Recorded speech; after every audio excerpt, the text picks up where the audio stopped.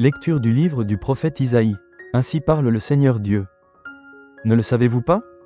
Encore un peu, très peu de temps, et le Liban se changera en verger, et le verger sera pareil à une forêt. Les sourds, en ce jour-là, entendront les paroles du livre. Quant aux aveugles, sortant de l'obscurité et des ténèbres, leurs yeux verront.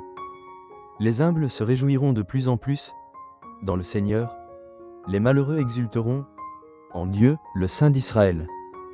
Car ce sera la fin des tyrans, l'extermination des moqueurs, et seront supprimés tous ceux qui s'empressent à mal faire, ceux qui font condamner quelqu'un par leur témoignage, qui faussent les débats du tribunal, et sans raison font débouter l'innocent.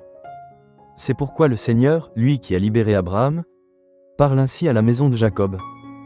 Désormais Jacob n'aura plus de honte, son visage ne pâlira plus, car, quand il verra chez lui ses enfants, l'œuvre de mes mains, il sanctifiera mon nom, il sanctifiera le Dieu saint de Jacob, il tremblera devant le Dieu d'Israël. Les esprits égarés découvriront l'intelligence, et les récalcitrants accepteront qu'on les instruise.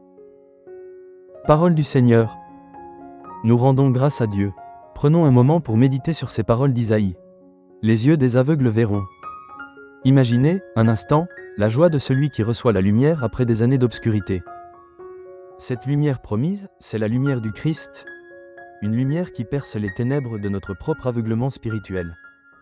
Nous sommes parfois aveugles à la beauté du monde, à la présence de Dieu dans nos vies, à la souffrance de notre prochain.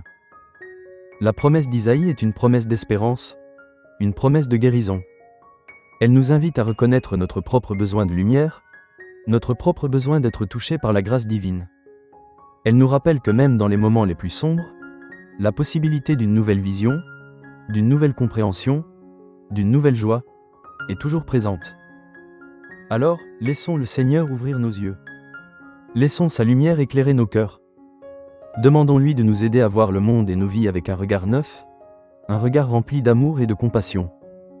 Prions pour ceux qui sont dans l'obscurité, qu'ils trouvent la lumière du Christ. Parole du Seigneur. Nous rendons grâce à Dieu.